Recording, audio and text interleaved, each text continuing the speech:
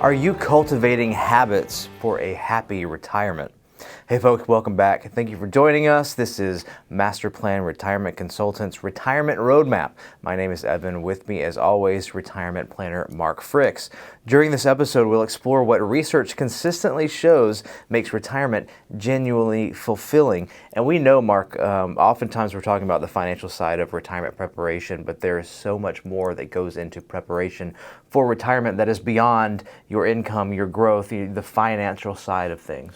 Well, you've just spent 50, 60 years of your life schooling, working, whole new world. Total change of habits, total change of friends many times because the friends you had at work no longer are perhaps around. There's a different schedule, different sleep patterns. Everything changes emotionally, physically, socially. It's so important to pay attention to these areas, and many of our clients do. Some don't, and sometimes you can tell the difference. It's really sad sometimes when you see folks deteriorate because they're not looking at these different areas that are so important. And they're easy to overlook as well. I mean, first of all, most people don't realize the relationship dynamic changes that occur from when you're employed to when you're in retirement. One, you were leaving a social circle that you've had, and I don't know how many people would say, oh yeah, my coworkers are my primary social circle or not, or if they want to admit to that. But it's true when you think about the amount of time spent around these people and how far that outweighs other relationships just because of the sheer hours that you're logging in at your office. So that very much is a social circle through work, but also some of the dynamics at home are going to change. I mean, if you're working full time, your spouse, your partner, they might have gotten used to having their own space. I mean, being around each other more can alter the dynamics. They could potentially lead to friction. It's important to communicate that and also adjust to expectations there. Yeah, I've had several clients that were the domestic part of the relationship, whether it be they worked or not or whatever the balance may be, but part of their territory was home. And all of a sudden the other spouse comes in and they're not working anymore. So let me show you how this is done at home, because I've been managing all these people at work, Yeah. right, type of thing. And we've actually had a divorce or two over that as well. And I want to go back to the work too. You mentioned about, hey, we're going out at lunch, we've become friends, whatever. And that does happen a whole lot. But it's also when you work toward a common goal with other people. I know with charitable organizations I've worked with, whether it be churches or whatever, when you get together and take on a project, you grow close to these people. Whether it be a mission trip, you go with some folks, whether you're working on a project with a food shelter or whatever, that common goal of, especially if you're doing something good, but even with a company, you're doing something good, hopefully fruitful as well. And so you do develop bonds that way as well. And I know in today's world, so many people are working from home, but I think we've kind of developed the same thing even when you're not in the same building, because you're meeting constantly, through the computer and still developing, again, what's your job, what's my job, how can we bring these things together to accomplish what the company's looking for. So I think that's something that is probably ignored. I'll never forget, several years ago, one of our clients said, I always ask our clients a few months after retirement, how's it going, what's changed, what are you feeling? And the first thing he said was, I miss my comrades at work.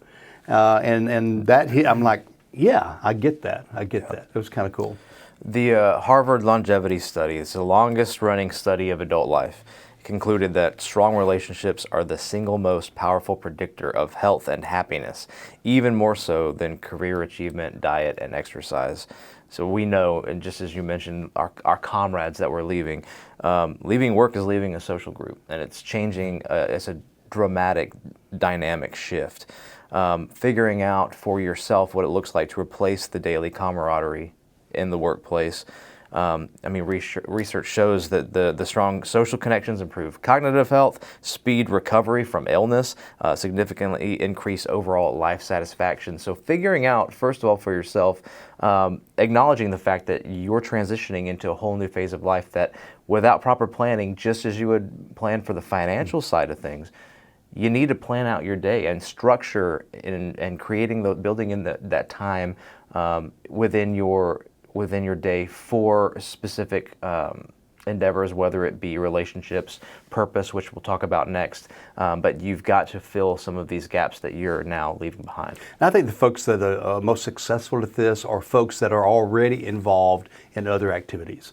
So if it's not just about work, if it's about, hey, I go to pickleball on Tuesday night, this is before retirement, right? They're still working. I go to, Bible study on Thursday night. I go to whatever.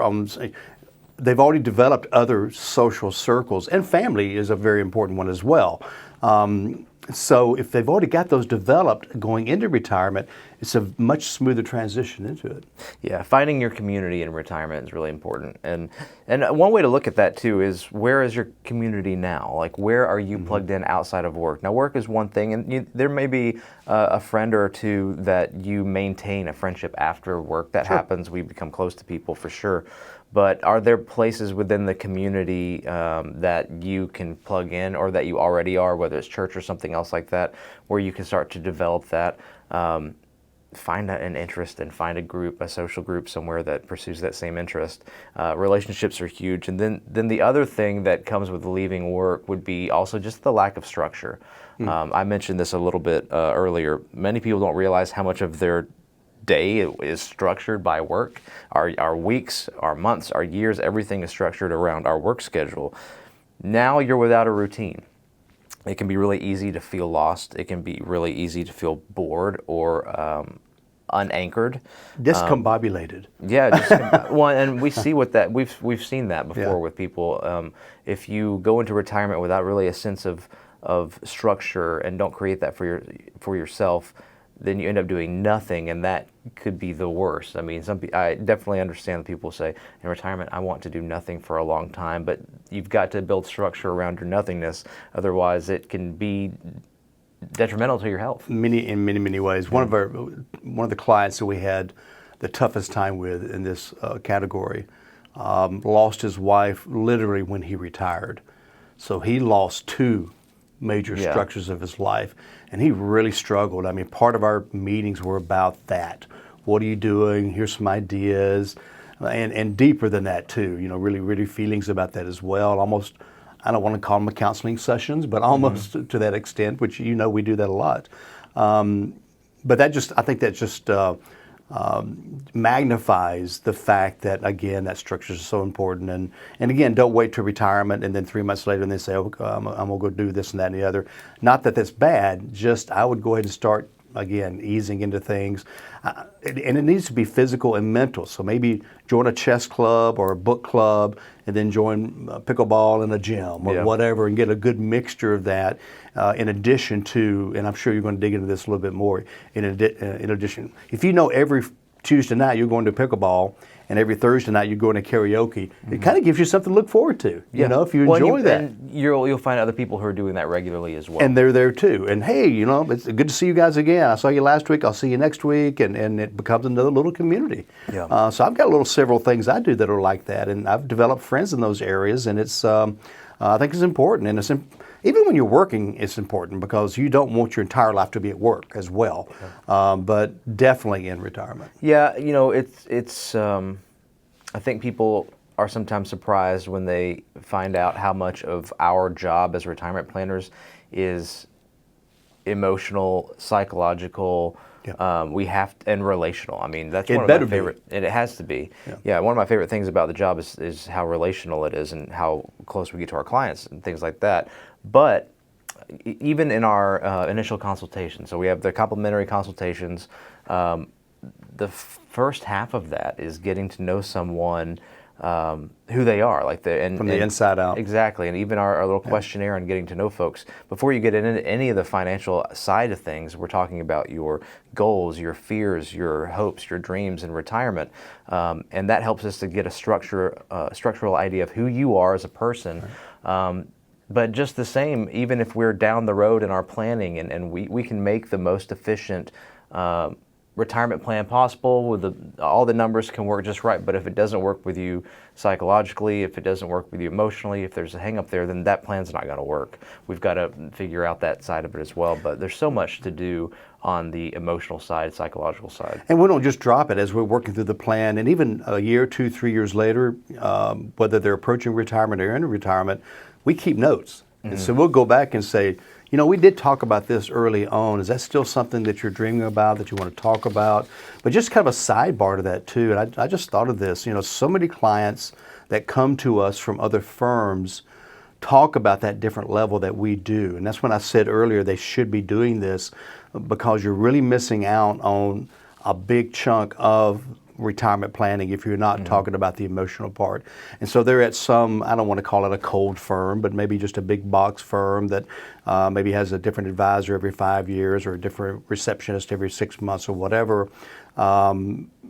It's just, and I hope I'm not coming across as being, as cutting other firms down. I'm just saying that that other layer, and you know, Master Plan being a multi-generational family-owned business, we're here to stay. We've got succession plans in place. People know who we are. Our clients know who we are individually. They know more about us because we do activities. Again, trying to get things, you know, get the other things going for our clients as well. So again, I can't overemphasize the level of the emotional side and physical side is to the planning part. Yeah, you can schedule your complimentary consultations online. Our website is masterplanretire.com. So schedule now button, click it. It'll take you directly to our calendar.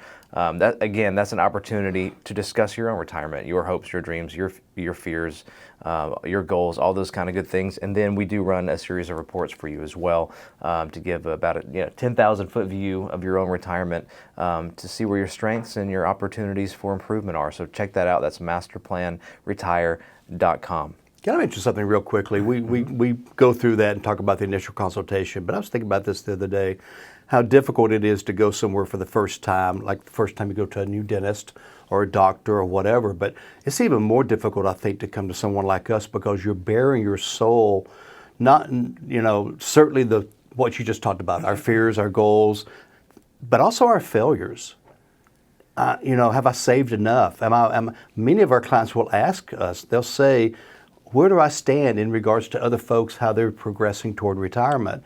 And I'll try to give them a good, honest answer. But what they're really asking is, have I failed up to this point?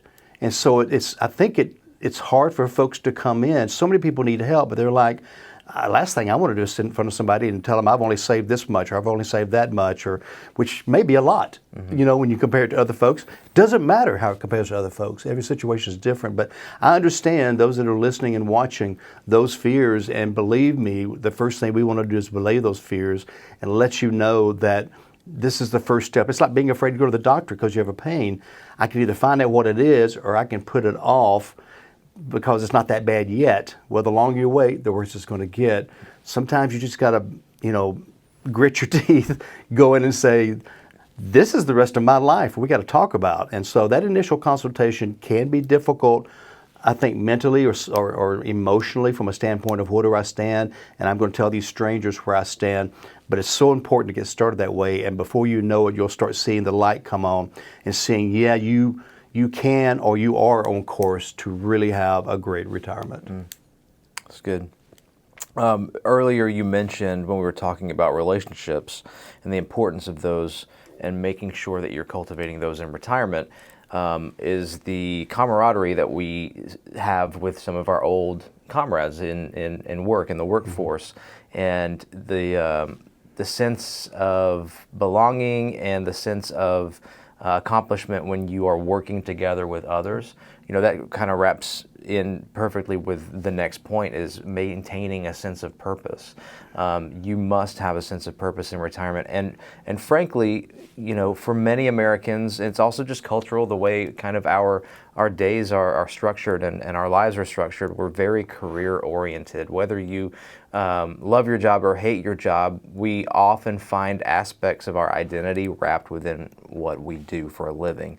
And if you are leaving your job, if you are retiring from a position, particularly one that you've had for a long time, and that's been who you are, that's been who you were over these years, you're cutting off a portion of your identity without realizing it, that has been there, and that you need to find a sense of purpose, not only to replace, maybe is not the right term, but to really Fill that void. To fill the void and see, you know, who you are. You don't want to be stranded without a sense of purpose in retirement. I think that's why so many of our clients, there's other reasons by why so many of our clients maybe continue working part-time in their field. Right. A consultant or part-time or whatever, to ease into that and not totally lose that while they're also finding another part of themselves.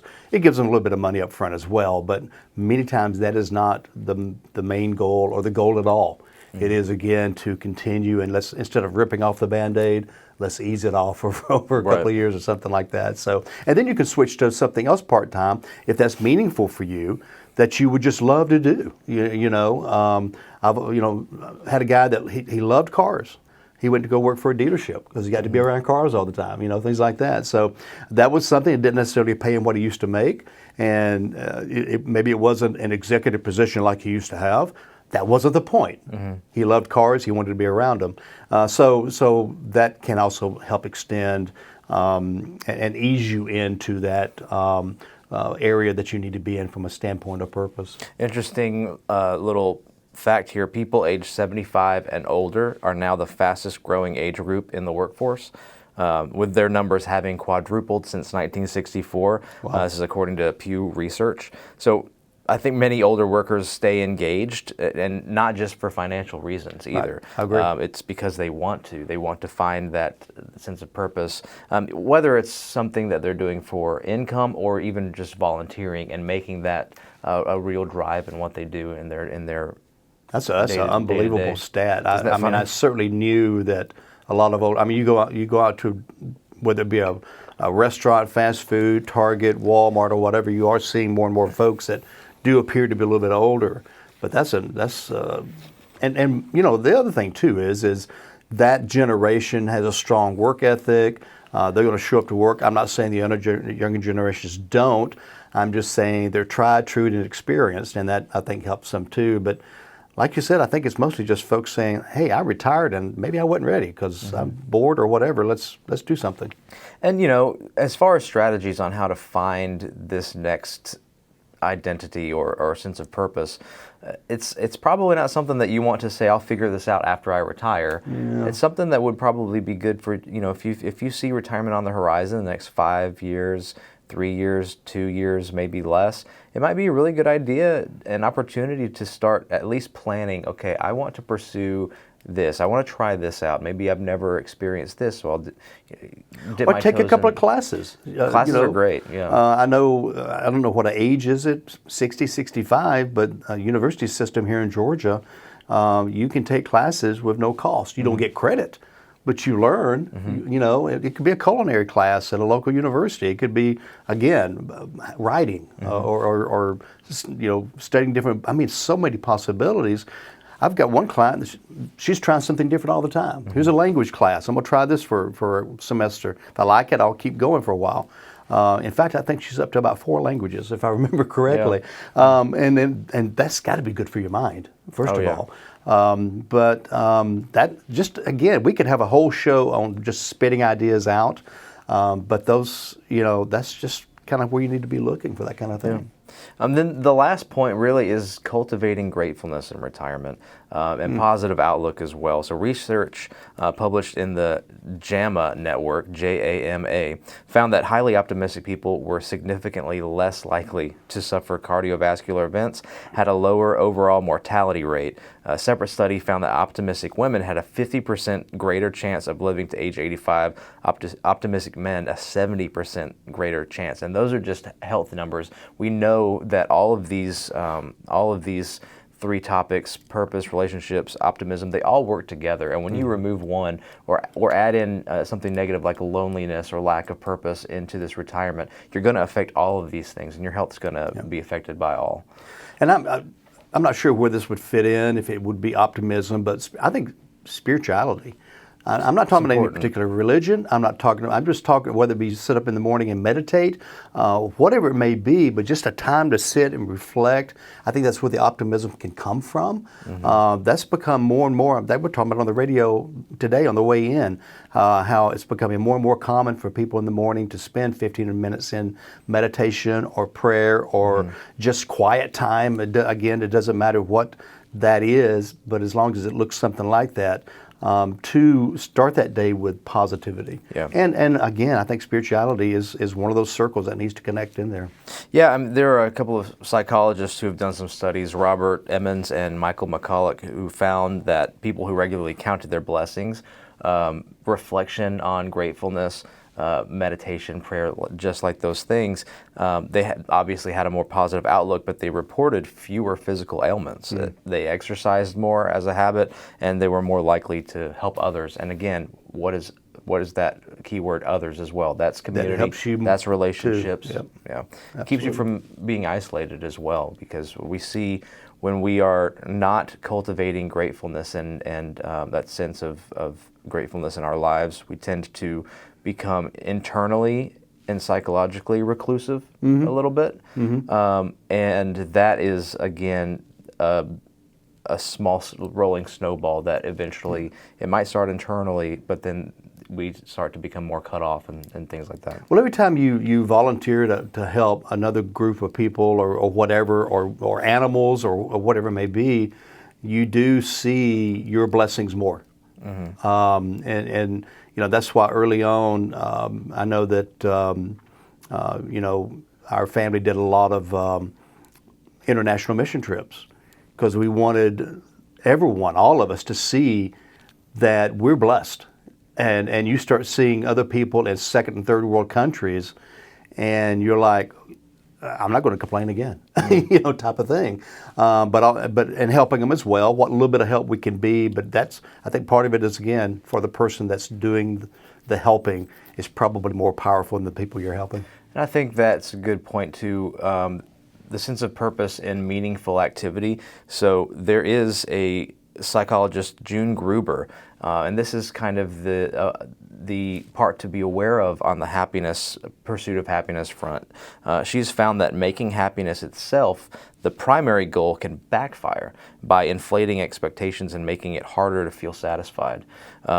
Happiness tends to emerge as a byproduct of meaningful activity, not as a direct pursuit. Because then, if you're pursuing happiness for happiness' sake, that's not as I'm not tangible, sure how that would work. But meaningful pursuit of meaningful, purpose-filled pursuits, happiness is a natural byproduct. Would that be going to like a funny movie? Is that how you make yourself happy?